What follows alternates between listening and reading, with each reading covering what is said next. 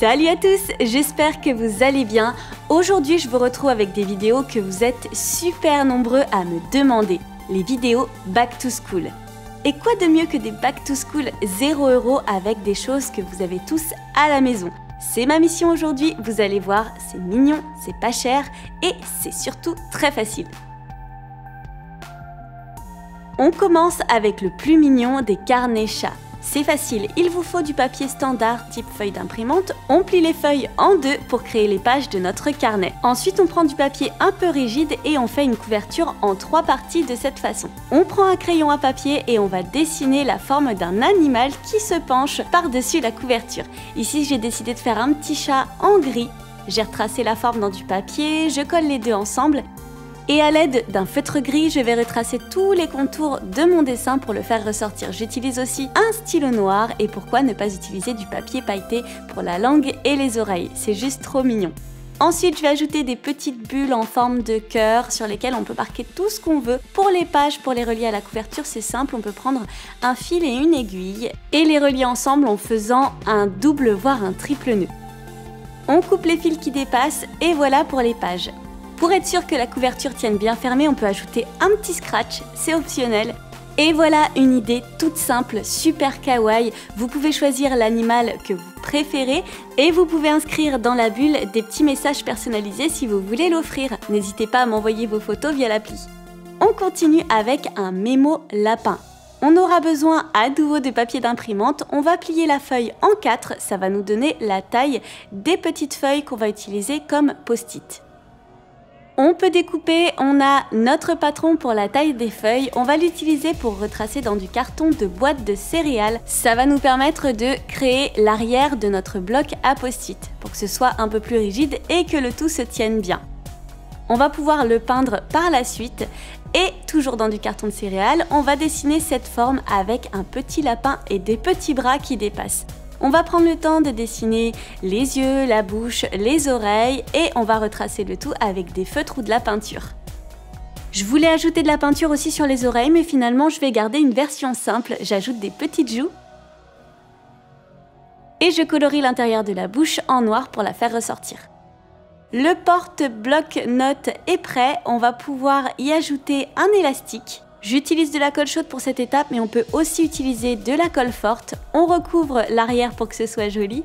Et on va préparer toutes les pages de notre bloc-notes. Le modèle des pages est disponible gratuitement sur l'application, n'hésitez pas à aller y jeter un petit coup d'œil. On va assembler l'arrière du bloc-notes avec les pages.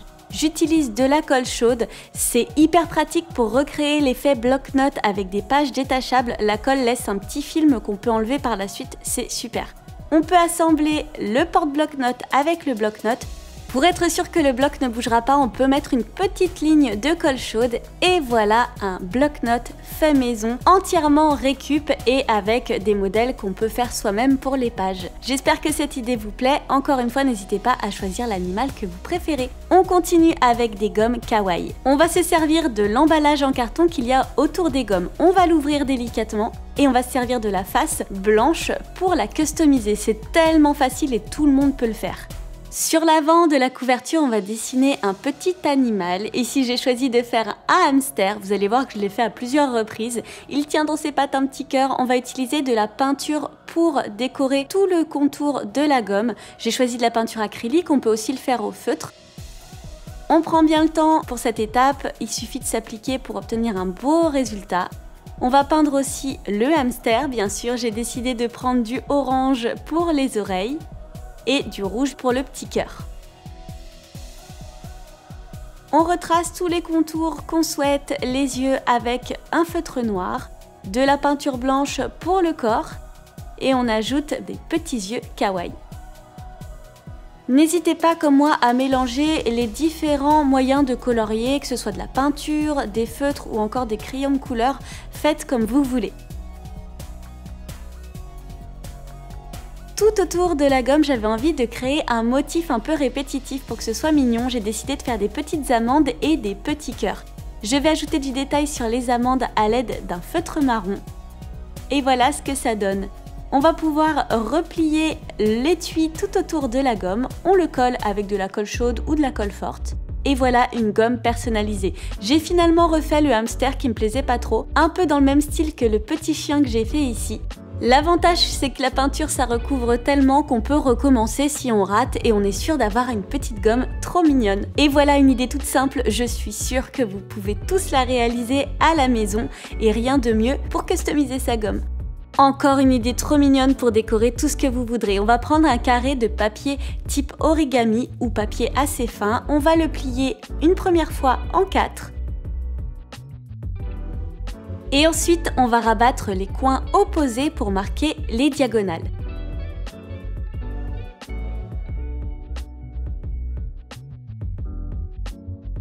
On a marqué une étoile sur notre carré. On peut retourner le papier et rabattre les côtés de manière à former un carré encore plus petit. On replie la pointe supérieure pour former un petit triangle.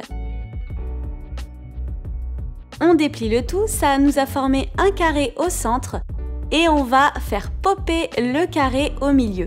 Pour que ce soit plus simple, on peut appuyer sur les arêtes comme je le fais ici qui rejoignent les coins du carré, ça permet de mieux dessiner le carré au milieu et de pouvoir le tenir ainsi. On va appuyer au milieu du carré et rabattre les côtés. Ensuite, on va replier les coins supérieurs vers la ligne du centre. On fait la même chose de chaque côté. On retourne la création et on fait la même chose.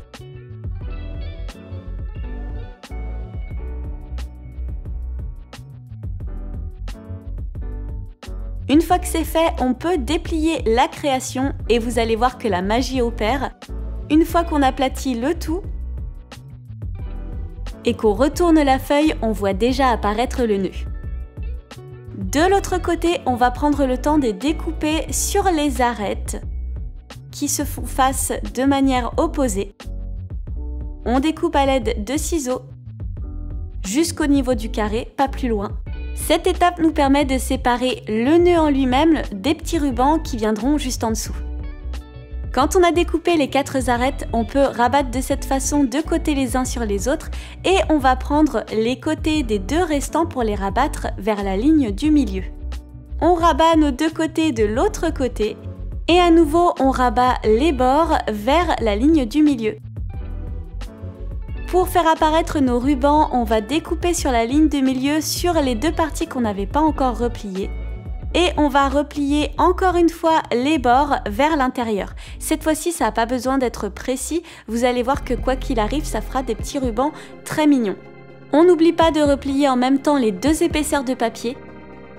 On va pouvoir retourner le nœud, attendrir un petit peu le papier de manière à pouvoir le recourber et le coincer à l'intérieur du petit carré central. Quand c'est fait, on peut appuyer sur les bords pour marquer le nœud. Et on va découper les rubans à l'aide de ciseaux pour les terminer. Et voilà, vous savez maintenant comment réaliser des mini nœuds origami trop mignons. On va s'en servir pour décorer toutes sortes de choses. Par exemple, pourquoi ne pas les coller sur des punaises ou des trombones pour customiser tout son bureau. Ici, je m'en sers pour décorer mon mémo de liège. Et pourquoi ne pas s'en servir pour décorer des stylos? Bien sûr, on ne les mettra pas dans la trousse, sinon ça peut s'abîmer, mais sur un bureau, c'est très joli. On peut se servir du plus grand pour customiser un carnet et l'offrir. Et voilà encore une idée toute simple, vraiment pas chère, que vous pouvez tous réaliser à la maison avec du papier standard, il suffit juste qu'il soit un peu fin. On continue avec un mini meuble.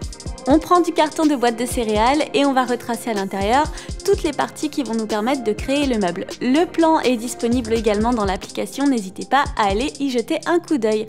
On va les assembler à l'aide de colle chaude ou de colle forte. Je pense qu'avec le carton de boîte de céréales, la colle en stick peut même fonctionner. On assemble le tout, on n'oublie pas d'ajouter les petites étagères et on va peindre à l'aide de peinture acrylique. On va créer les petits tiroirs qui iront à l'intérieur, toujours en boîte de céréales, on les peint. Et arrive le moment tant attendu de la décoration. Je vais dessiner un petit ourson, ici je fais son museau à l'aide de peinture acrylique. Je vais prendre un feutre noir pour faire les yeux.